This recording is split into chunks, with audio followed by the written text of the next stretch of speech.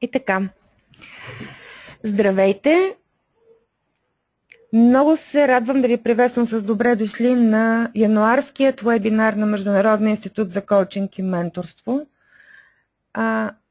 който ние провеждаме за пореден път за нашата аудитория в България. През тази година сме приготвили няколко нови неща, едно от които е, че ще подхождаме към дейността ни във всеки един месец от годината тематично.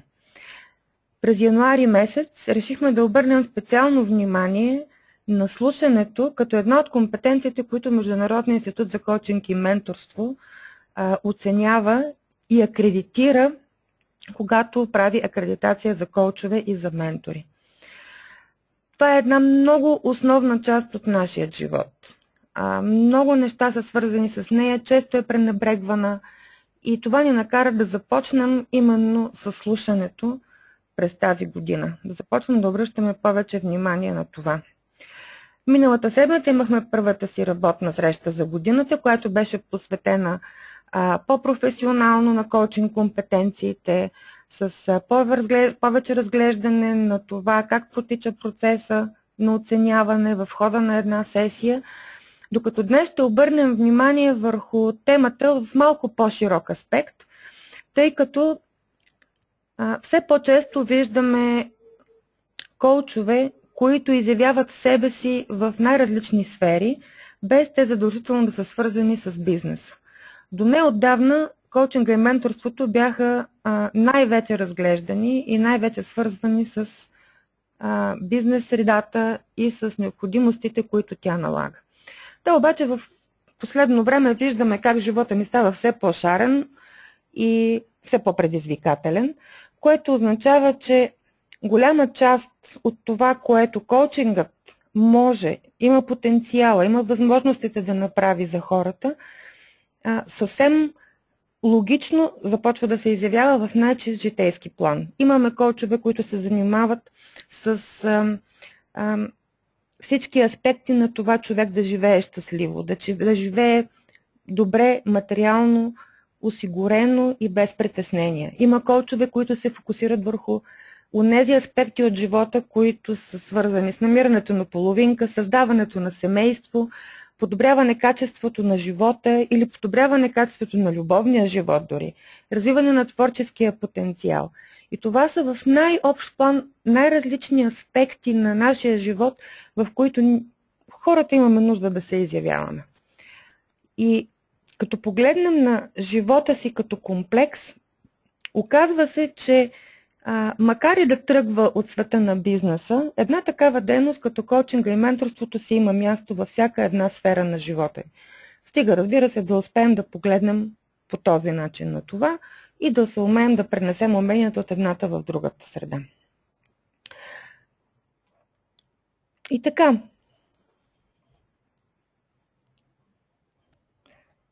само да видим какво се случва. Успяваме ли? Така. Колко е важно слушането? Това е един въпрос, който бих искала да отправя първо и към вас. Доколко е важно според вас слушането като умение? За да можем да комуникираме, сега ще отключа микрофоните, така че ще можете да се включите с звук и да споделите мнение. Колко е важно слушането според вас? Във вашата среда, във вашата сфера.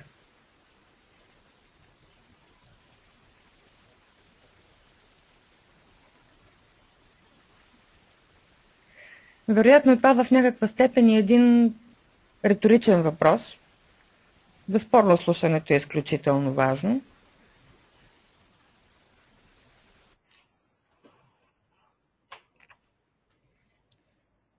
Окей, ако нямаме мнение, което имате нужда да споделите в момента, нека да си кажем така. Слушането от една страна е нещо, без което не може, нещо, което приемаме като една много естествена физиологична дейност, която се извършва, може да се каже, спонтанно. И вероятно това е една от причините, поради които рядко и правим дисекция, колко е важно и какви са опасностите, които слушането крие. а нерядко в живота се получават моменти на неразбирателства, мискомуникация, което налага да обърнем повече внимание на това, защо се случва така. В повечето случаи се оказва, че неразбирателството идва именно поради разминавания в процеса на слушане.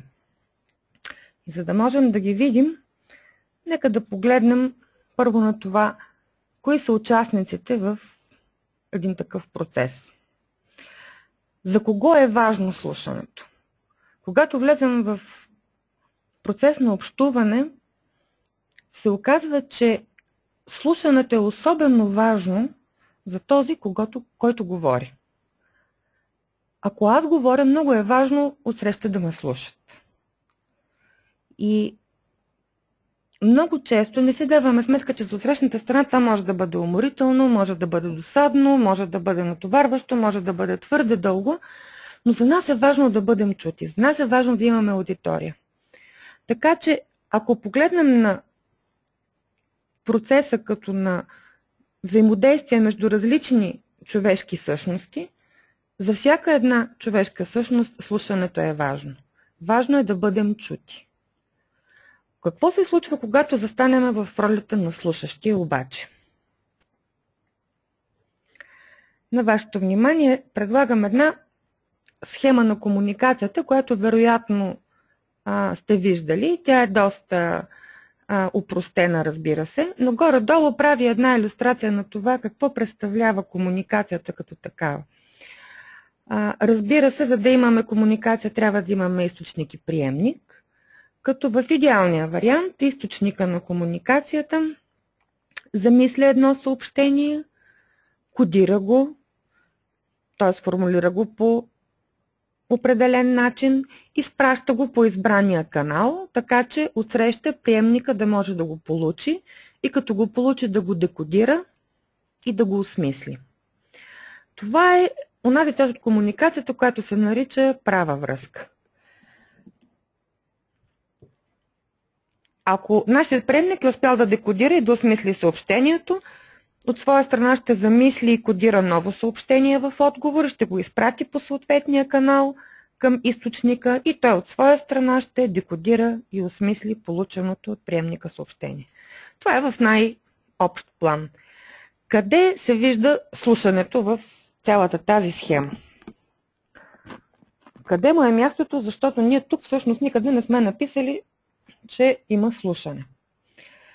Ако предположим, че каналът, по който тече връзката, това е пряк разговор или телефонен разговор, или чрез някоя друга съвременна технология, било то Skype, Viber или както сме ние сега с вас в GoToWebinar. При всички случаи, щом като имаме ползване на глас като комуникационен канал, отсрещната страна работи с ухо, за да може да възприеме. И ето ни го слушането, макар и да не е регистрирано отделно в тази схема. Коя е най-важната част от тази схема, за да може да се осигури правилно слушане и чуване? Как смятате? Един въпрос към вас. Как смятате, какво е най-важно от елементите в тази схема, която виждате пред себе си, за да се получи едно ефективно, хубаво чуване? Отново ще включа микрофоните, да видим.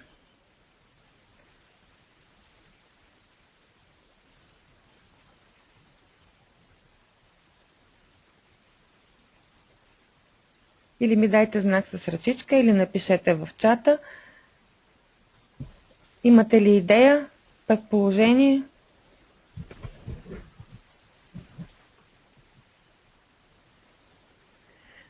Страхотно. Здравка подсказва обратната връзка.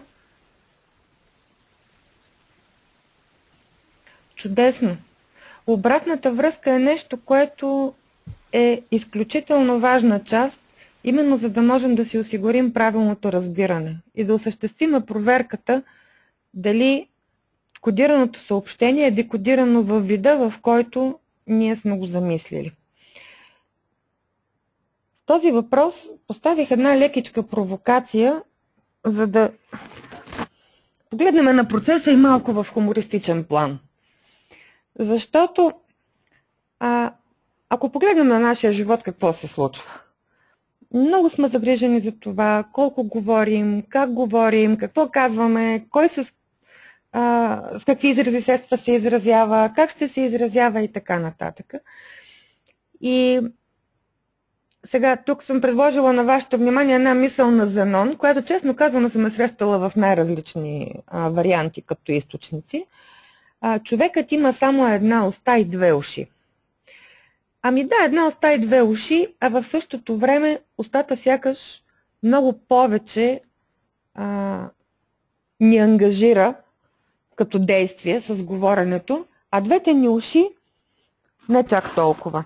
А природата, ако се дадем сметка, че ни е дала двете уши, за да обръщаме внимание повечко и на чуването, няма да е хич зле.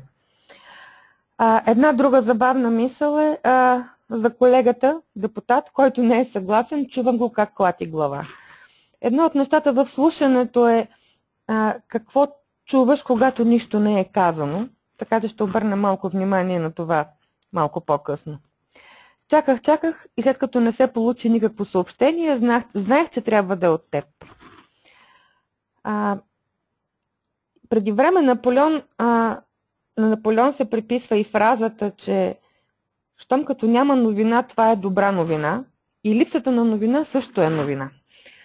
Така че отново ни повежда това изказване към концепцията, че в слушането има един елемент на чуване на това, което е казано и това, което не е казано, а когато няма комуникация, това също е някакъв тип комуникация.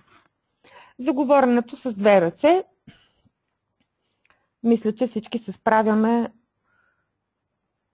много добре с това да си представим как всъщност изглежда една такава комуникация.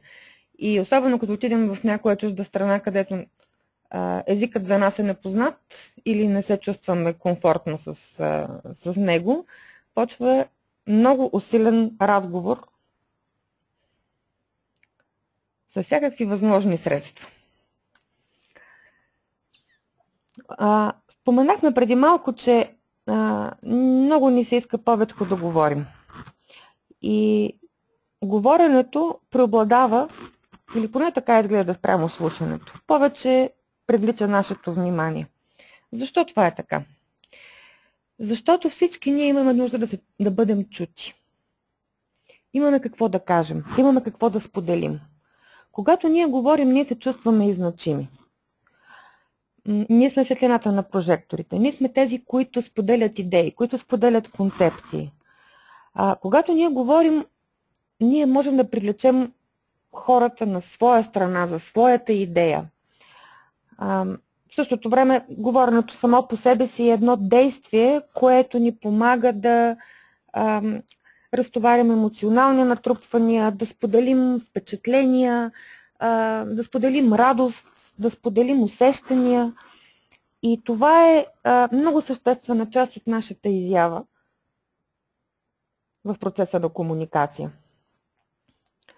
Когато говорим, много често ние се опитваме да подтикнем с казаното от нас от срещната страна да сподели нещо повече. И по този начин да научим нещо ново. Доколко това е така, доколко е успешно, е друг въпрос и непременно днес ще обърнем внимание и на това, защото ако искаме да чуем, дали това е момента, в който да говорим. Но е факт, че дори когато искаме да чуем, ние се опитваме да подтикнем от срещната страна да сподели информация, като ние и казваме нещо. Опитваме се да провокираме реакция. Разбира се, чрез говоренето ние се забавляваме, разказваме си вицове, споделяме приятни преживявания. Това е нещо, което за нас е изключително важно. Казвам за нас хората в най-общ план. Когато пък имаме някаква информация, която е за нас интересна или пък особено полезна и смятаме, че хората около нас ще имат интерес или полза да я научат, задължително тогава намираме начин да изразим тази информация в разговор, в споделяне, така че да може ние самите да почувстваме себе си полезни. да се почувстваме щастливи от това, че ние самите валидизираме собственото си усилие. Разбира се, не на последно място е, когато говорим, ние го правим, за да поискаме нещо, да получим нещо. Казва, че в Вселената има един закон, който повелява първо да дадеш, ако искаш да получиш. И нерядко това даване се изразява с говоренето. Първо аз да ти разкажа, първо аз да ти споделя. И разбира се, ако искам да получа нещо, хубаво е да го изкажа, да го формулирам, така че да мога да получа това, което искам от среща.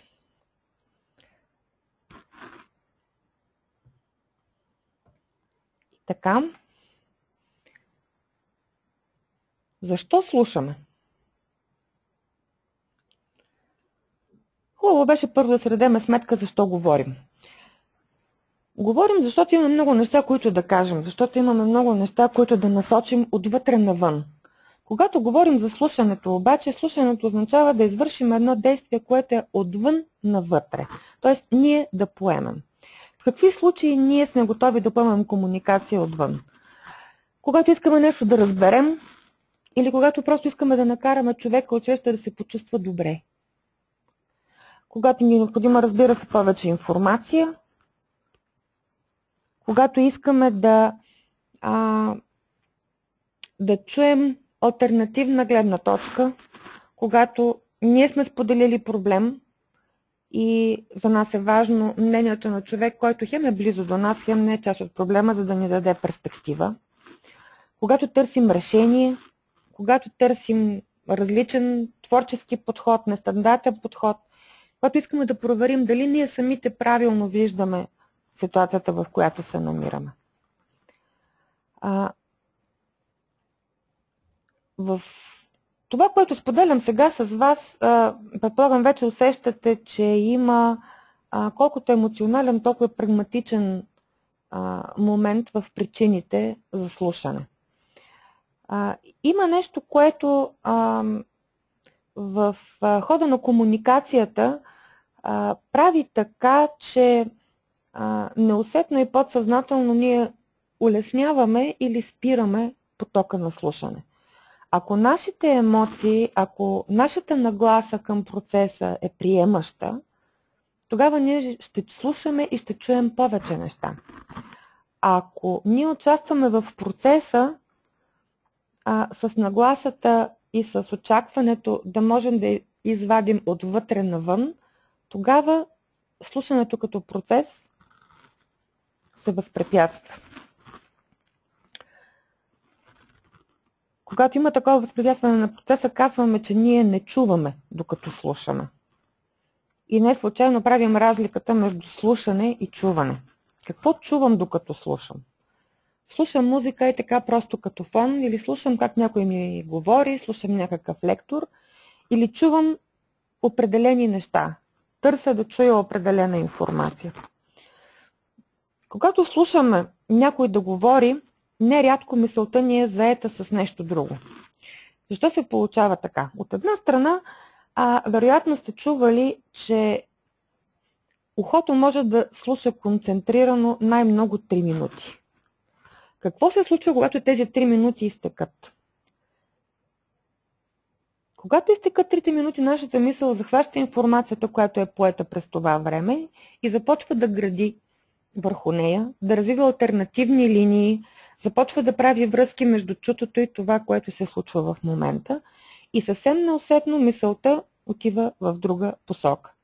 Разбира се, ако имаме някакъв проблем, нещо, което ни занимава в момента, някаква грижа, нещо, което ни пресира във времето, то ще ни отмъква от вниманието към това, което слушаме.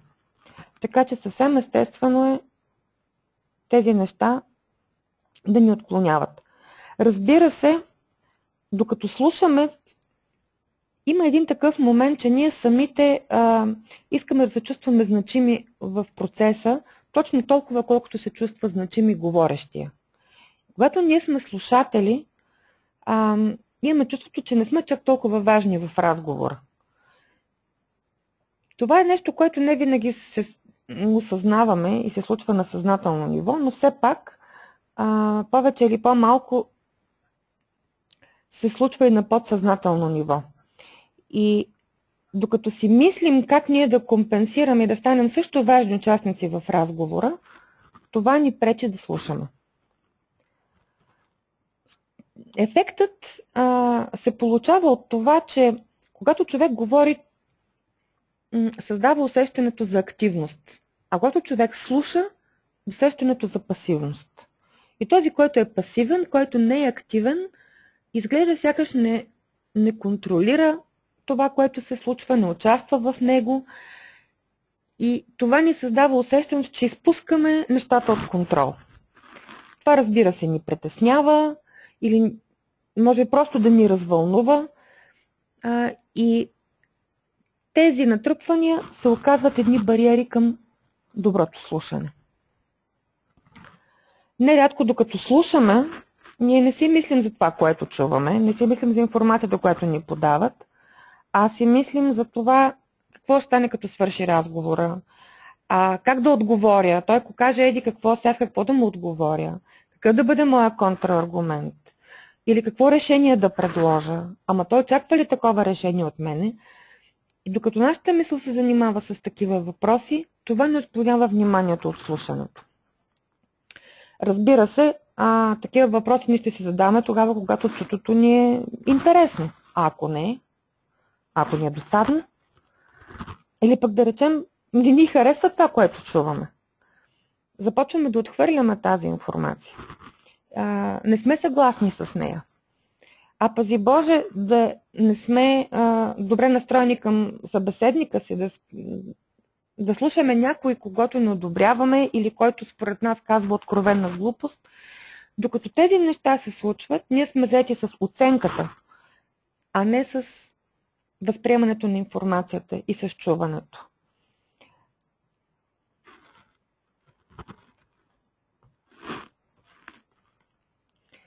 И това поставя на преден план един много важен въпрос. Какво можем да направим, за да осигурим ефективно слушане? На първо място, да си дадем сметка, че слушането е част от процеса на комуникация. И където има хора, независимо дали е в житейска среда, дали в професионална среда, щом като имаме общуване и щом като има взаимодействие с хора, слушането е един задължителен елемент от това. Кога обаче ние сме създали условията, в които комуникацията и слушането да могат да текат както трябва? Много често с мен са споделяли приятели и колеги изказвания от сорта: нямах възможност да го направя, нямах възможност да кажа, нямах възможност да слушам. От мене се искаше еди какво си. Нека да си дадем сметка, че всеки от нас има отговорност и пълно участие в всяко нещо, което се случва в един ден, в нашето ежедневие. А в един ден ние сме и на работа, и в къщи с близките си, и с приятели, което означава, че ние във всеки един момент правиме съзнателен избор за това каква ще бъде нашата реакция, какво ще бъде нашето участие във всяка една случка житейска. Щом като ние участваме, значи ние имаме възможност да влияем или да създаваме условия, в които да бъдат реализирани нещата така, както ние ги виждаме за ефективни.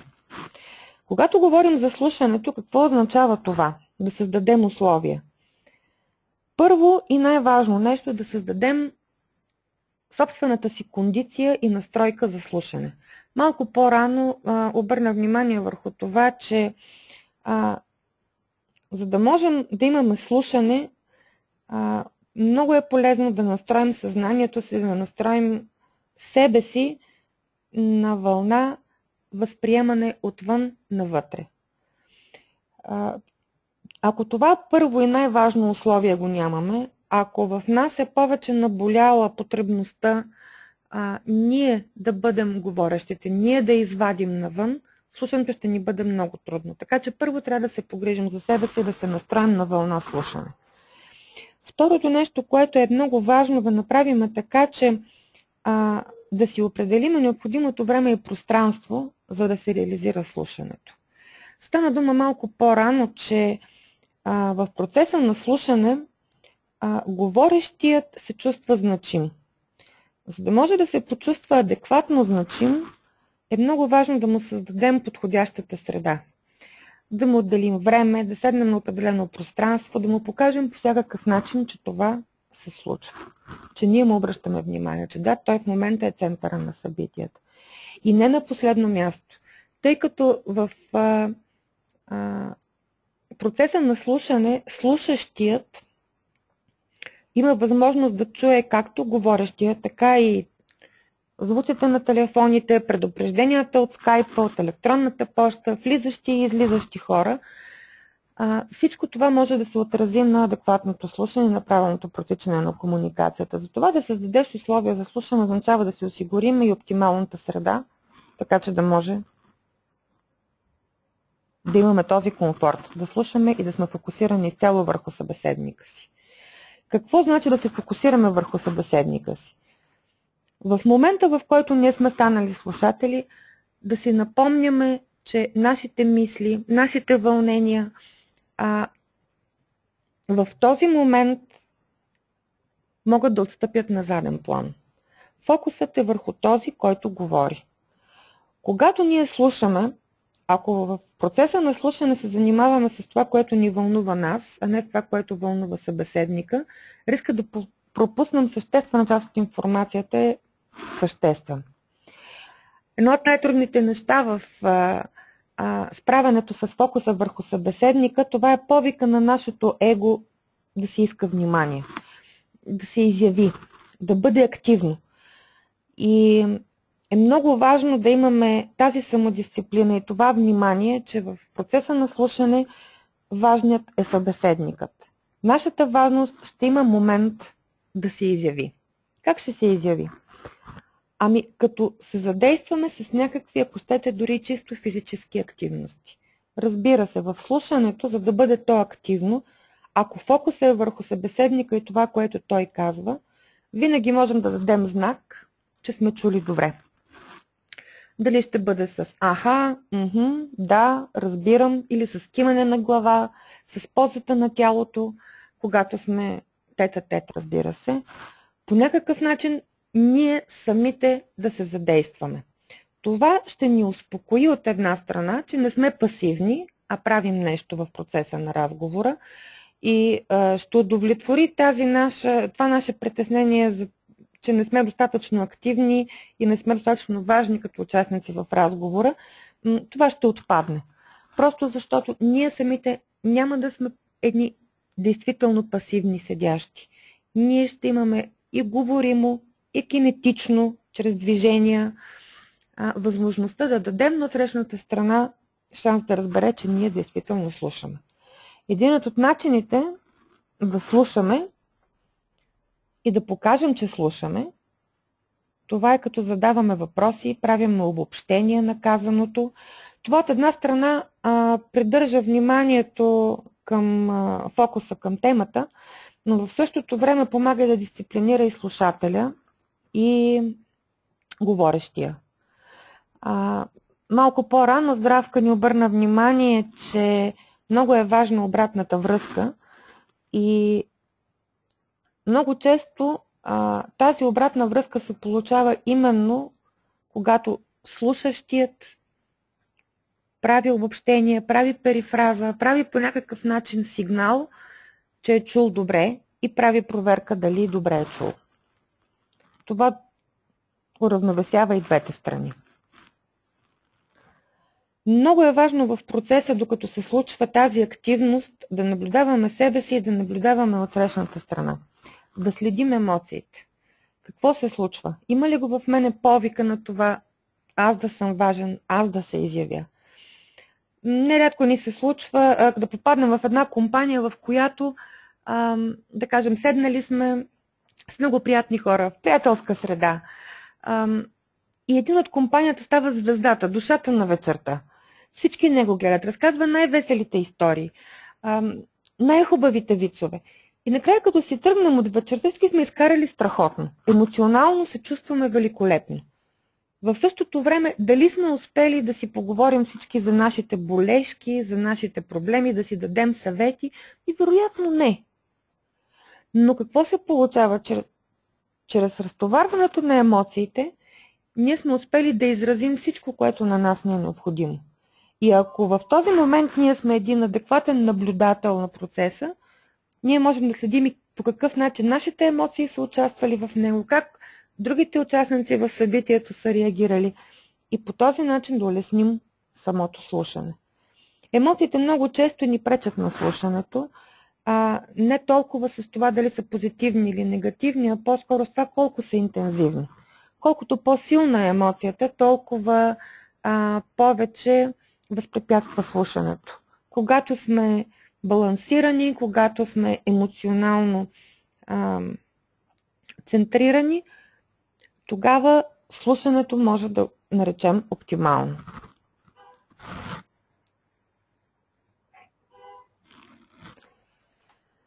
Поговорихме за слушането в най-общ план, но тъй като все пак една от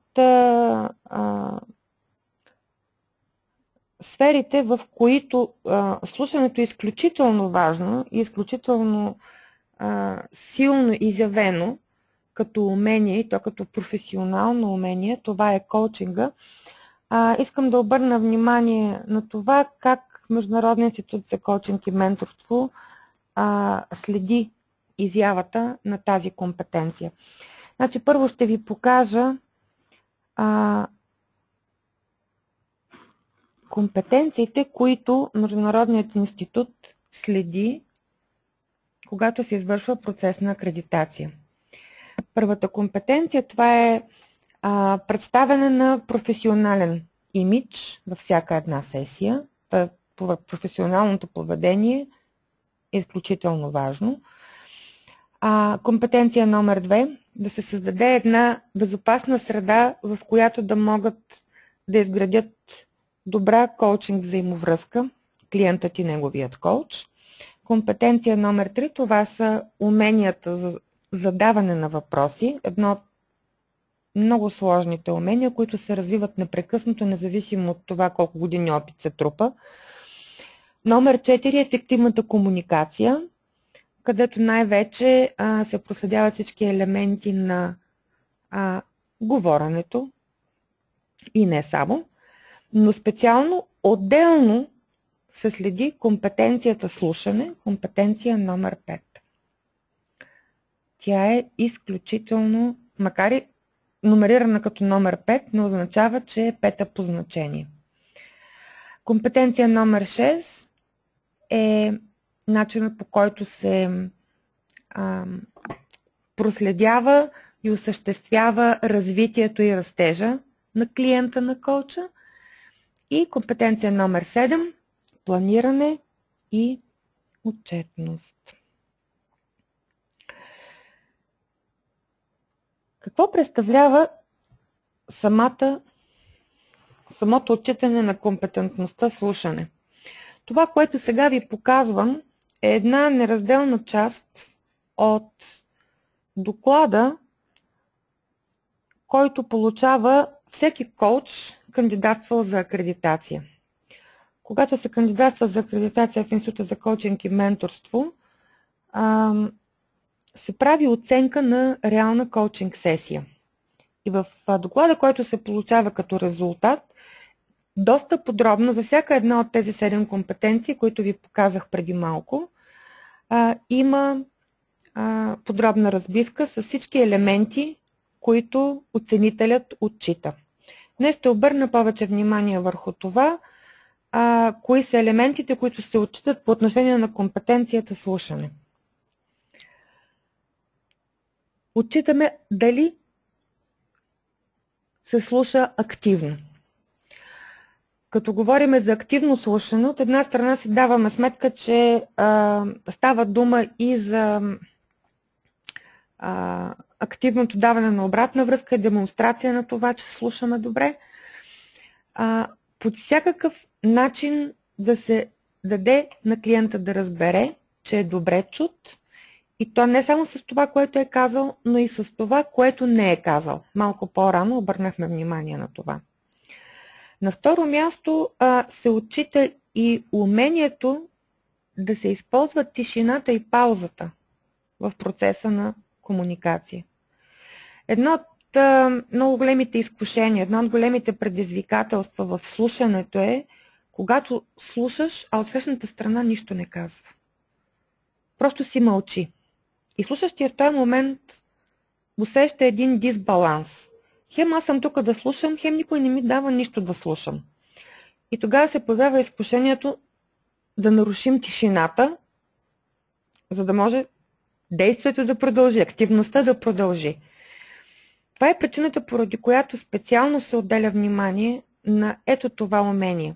Да осигуриш тишина, да осигуриш пауза, така че от срещната страна да може да си формулира мисълта, да може да си намисли дефиницията, да може да направи избор, ако се колебае между няколко опции. При всички случаи, когато слушаш, да можеш да замълчиш, за да дадеш време и възможност на отсрещната страна да си доизясни мисълта, е нещо, което е страшно важно и което като че ли най-трудно ни се отдава. На трето място оценяваме доколко кандидатстващият за акредитация обръща внимание на думите, тона, езика на тялото и всички изразни средства, с които борави клиентът. Тук ще направя една скоба, че не винаги коучингът протича по телефон или по скайп. Всъщност, доста сесии, не бих могла да се ангажирам с процент, за съжаление, но доста сесии, по мое усещане и мнение, повече от половината от сесиите, коучинг сесиите се провеждат на живо. И когато това се случи, това означава, че трябва да внимаваме и за езика на тялото. И то е езика на тялото както на слушащия, така и на говорещия. Не само да се фокусираме върху това човека, докато говори, как се накланя тялото, как му се повишава тона, когато му се промени динамиката на тялото, на кое място от казаното се случва това. Да наблюдаваме също и себе си като слушатели. Едно от нещата, които на мен са ми се случвали, за които съм разказвала, това е по време на една сесия, в която си говориме с човека, аз съм коуч, той е ползвателя на услугата и необичайно до момента в един миг човека започна да дава на заден ход, започна да се отдръпва, сесията ни не се получи така както предишните.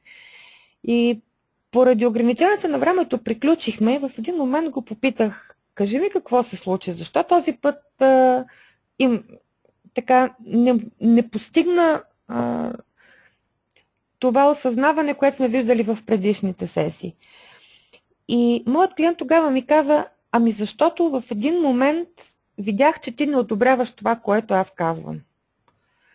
Оказа се, че в процеса на слушането, аз понеже много съм мислила върху това, което чувам, съм си събрала веждите. Усещната страна е възприела това събиране на веждите като неодобрение. А много е важно в процеса на работа коучът да не дава оценка за това какво се случва. Дори напротив, да бъде приемащ, да бъде подкрепящ. В тази сесия аз не съм си дала сметка, че има такъв ефект. И днес ви го разказвам просто като една илюстрация за това, че когато говорим за слушане и за ефективното слушане, когато е тет-а-тет комуникация, много е важно да можем да наблюдаваме себе си и да знаем ние самите как изглеждаме отстрани, когато имаме едно или друго поведение. На четвърто място, институтът оценява доколко в процеса на слушането коуч успява да обобщава и перифразира казаното, така че да бъде активният в процеса, който осигурява яснота и правилно разбиране. Ето тук е един момент, който ни връща към нещо, което си казахме малко по-рано. И то е как можем да проявим активност в процеса на слушане, така че да удовлетворим нуждата си от това да бъдем активни и да бъдем по някакъв начин важни участници в процеса, да си го валидизираме и потвърдим. Ето това е един от начините. Но когато говорим за обобщаване и перифраза, нека да бъдат акуратни, да бъдат точни, да бъдат верни. И ако ние участваме в процеса на комуникация като слушатели, много е важно от самото начало на този процес да сме фокусирани, така че да сме наясно, че ако ще обобщаваме и перифразираме, то трябва да е акуратно и съответно адекватно пасващо на това, което ни е подал говорещият. На 5-то място оценяваме това доколко човекът, преминаващ през процеса на акредитация, приема и признава грижите, целите, вижданията, ценностите, вярванията на клиента си като неговото виждане за света. Тоест не се опитвам да оценява дали те са верни или не, правилни или не, ограничени или не, а напротив, приема ги и изказва това приемане, демонстрира го по някакъв начин, чрез слушането, чрез всички онези елементи на демонстрация на активност, чрез приемането на всякакви концепции, чуването, правилното слушане. Това също ни подава тази информация. Разбира и точно интерпретира подадената информация. В процеса на слушане казахме малко по-рано, че е много важно да обръщаме внимание и на казаното, и на премълчаното. Ако това е така, това означава, че при обобщенията и перифразите ние можем да правим изравняване и изправяне на информацията, ако това е необходимо.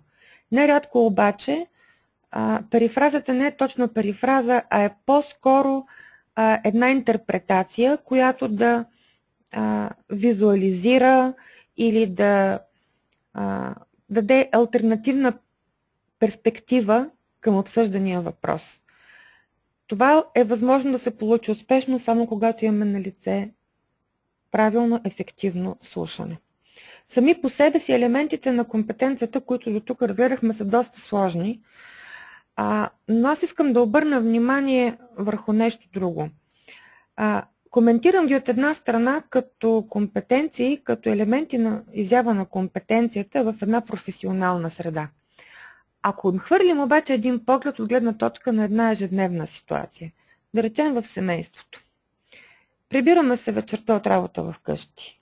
Уморени сме. Цял ден сме се занимавали с проблеми с клиенти, с началници. И в един момент искаме да започнем един процес на споделяне със своите близки. Да можем да си кажем какво му се е случило през деня. Хубаво, не толкова хубаво, щастливо, не толкова щастливо. Ще какво как е минало. Един най-обикновен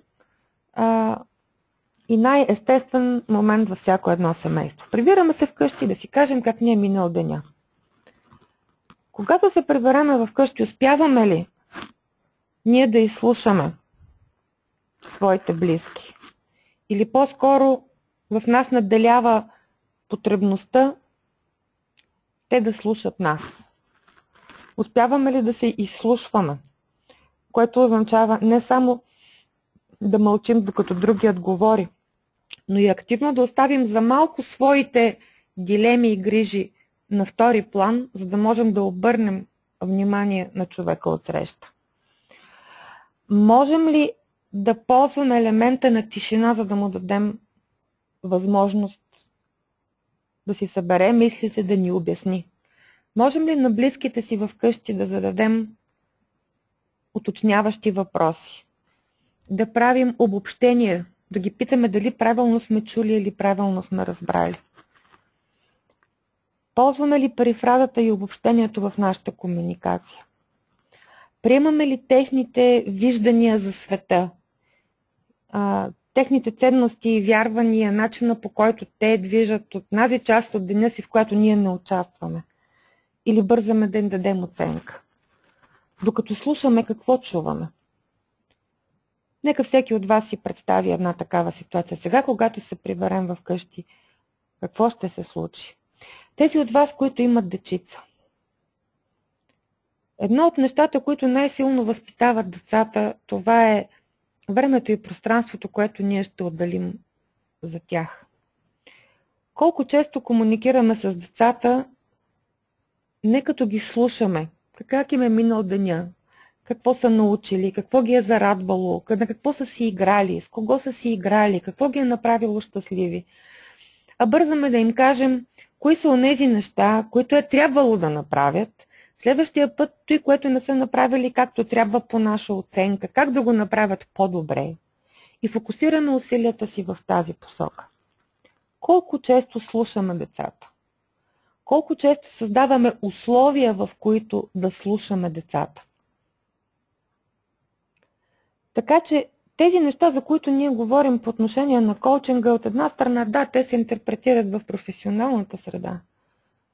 Но искам да поканя сега вас, участниците в днешният вебинар, да помислите за тези неща, когато общуваме с семейството, когато общуваме с приятелите.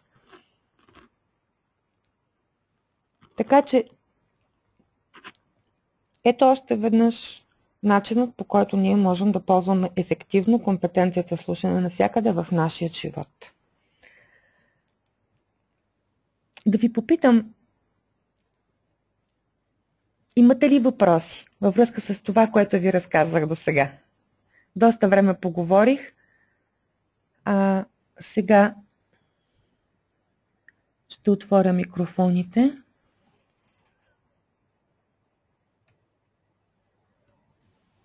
Така че, ако имате желание, можете да зададете въпрос или да споделите мисли по това, което си говорихме до сега.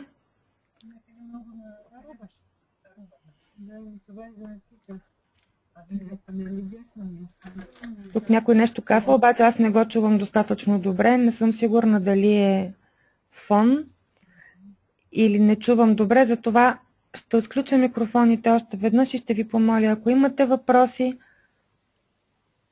или коментар, дайте ми знак с ръчичка или просто ми ги напишете в чат в най-долната част на вашия контролен прозорец.